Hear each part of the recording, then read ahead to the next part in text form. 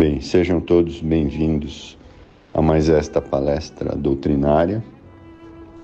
Nós vamos falar do Evangelho segundo o Espiritismo, capítulo 12, o duelo. Adolfo, bispo de Argel, Mermaid, 1861. Bom, nós sabemos que o duelo era algo muito comum naqueles séculos passados, né? Hoje não são mais comuns esses duelos. As pessoas atiravam umas nas outras para resolver as suas contendas, né? Mas, de qualquer forma, nós temos outros tipos de duelos hoje, né? Os duelos mentais, os duelos de palavras, né? E também temos visto aí muitas situações difíceis no dia a dia das cidades grandes, né? Que também acabam se tornando duelos de alguma forma. Mas vamos ver o que é que o bispo de Argel nos recomenda nesses casos tão difíceis de antigamente, que estão voltando hoje com outros nomes. Só é verdadeiramente grande aquele que, considerando a vida como uma viagem que o deve levar a um destino certo, faz pouco caso das contrariedades do caminho e dele nunca se desvia.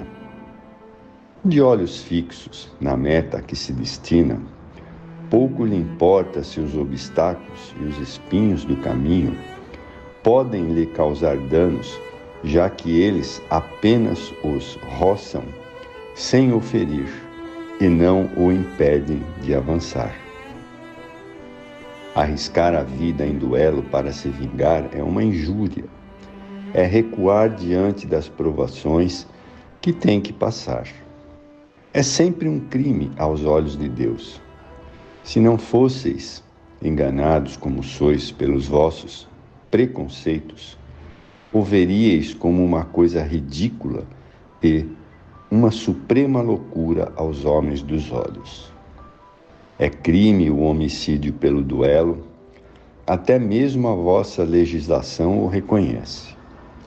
Ninguém tem o direito, em nenhum caso, de tirar a vida do seu semelhante. É crime aos olhos de Deus, que vos indica a vossa linha de conduta. Neste caso, mais do que em qualquer outro, sois juízes em causa própria. Lembrai-vos de que sereis perdoados conforme o que perdoardes. Pelo perdão vos aproximais da divindade, pois a clemência é irmã do poder. Enquanto uma gota de sangue correr na terra pela mão do homem, o verdadeiro reino de Deus não terá chegado. Reino de paz, de amor, que deverá afastar para sempre de vosso planeta o rancor, a discórdia e a guerra. Então, a palavra duelo existirá em vossa língua apenas como uma lembrança vaga e distante de um passado que não existirá mais, e os homens só admitirão disputar entre si em competições a nobre prática do bem.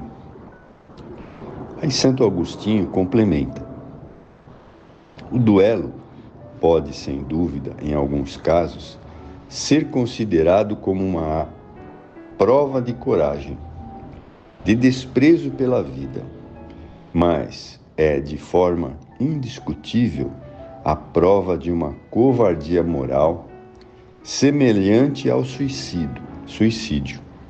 O suicida não tem coragem de encarar de frente as contrariedades e aflições da vida. E o duelista não a tem para suportar as ofensas. O Cristo não vos disse que há mais honra e coragem em oferecer a face esquerda àquele que bateu na direita do que em se vingar de uma injúria? Cristo não disse a Pedro, nos jardins das oliveiras: coloca a tua espada na bainha, pois aquele que matar pela espada pela espada morrerá. Por essas palavras, Jesus não condena o duelo? De fato, meus filhos, que coragem é essa, nascida de um caráter violento, sanguinário e colérico, que reage à primeira ofensa?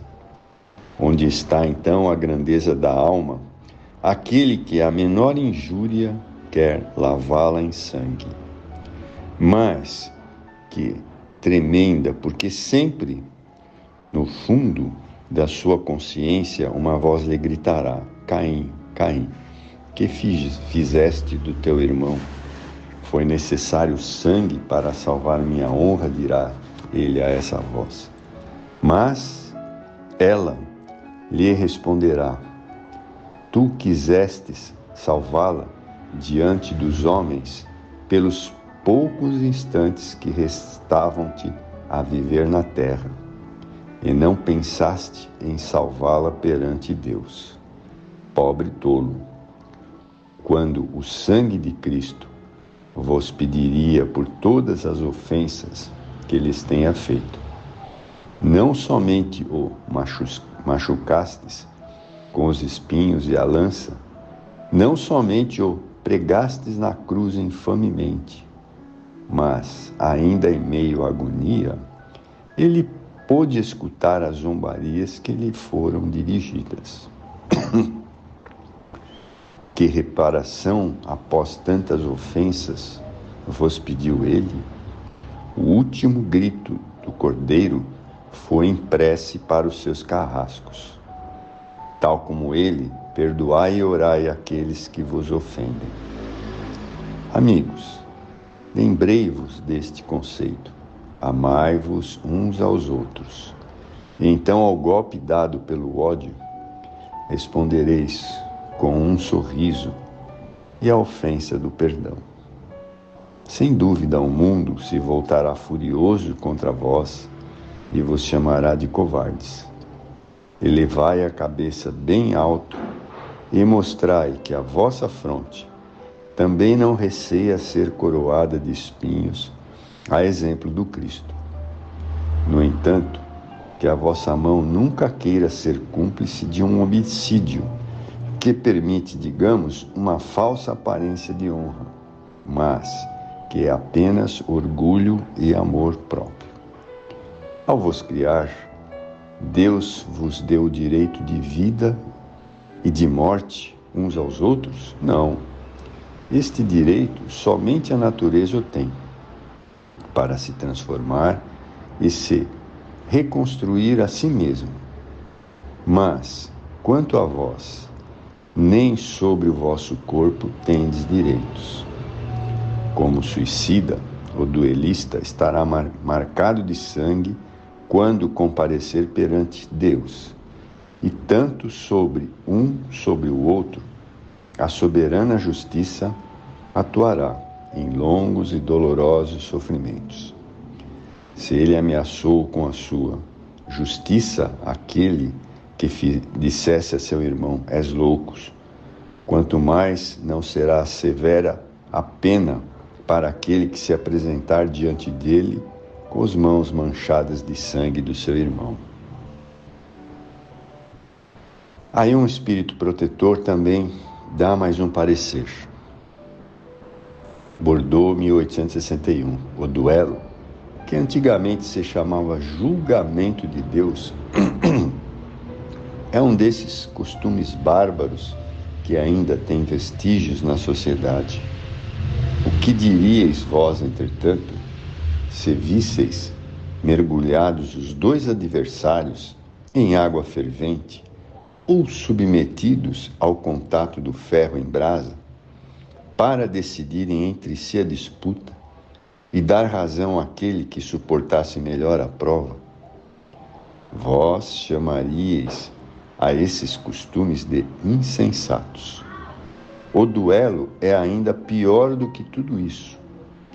Para o duelista habilidoso, perito na arte, é um assassinato praticado a sangue frio, com toda a ação planejada, pois ele está certo do golpe preciso que dará.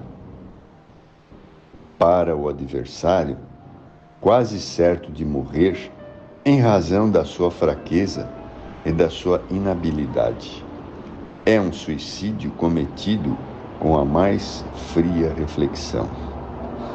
Bem sei que muitas vezes se procura evitar essa alternativa, igualmente criminosa, elegendo-se ao acaso como juiz.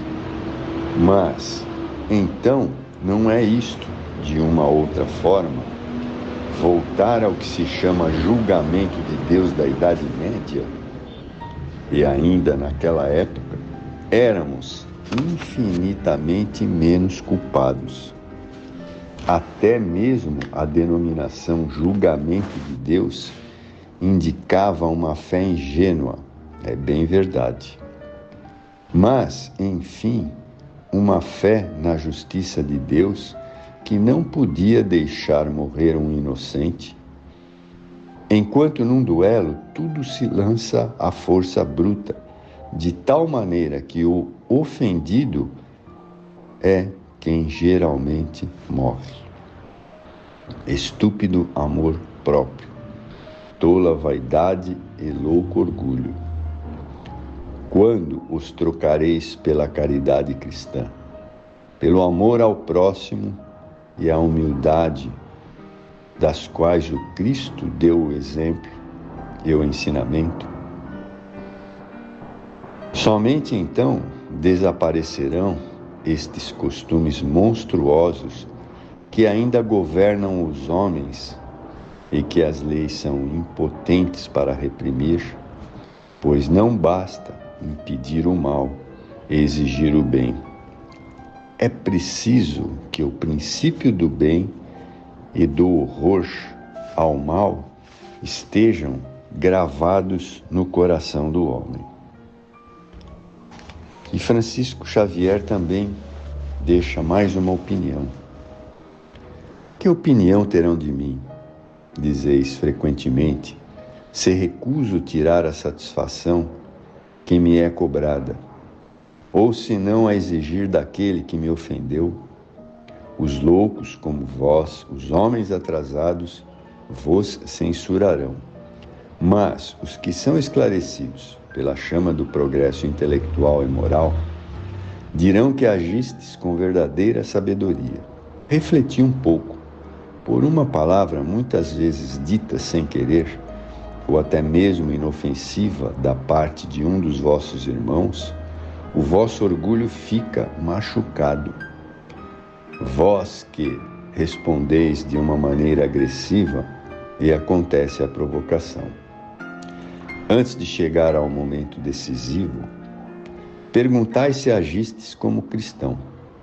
Que contas prestareis à sociedade se a eliminais um dos seus membros?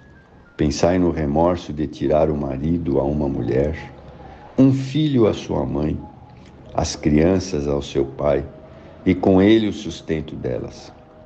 Certamente, aquele que fez a ofensa deve uma satisfação, mas não é mais honroso para ele dá-la espontaneamente, reconhecendo seus erros, do que arriscar a vida daquele que tem o direito de se queixar?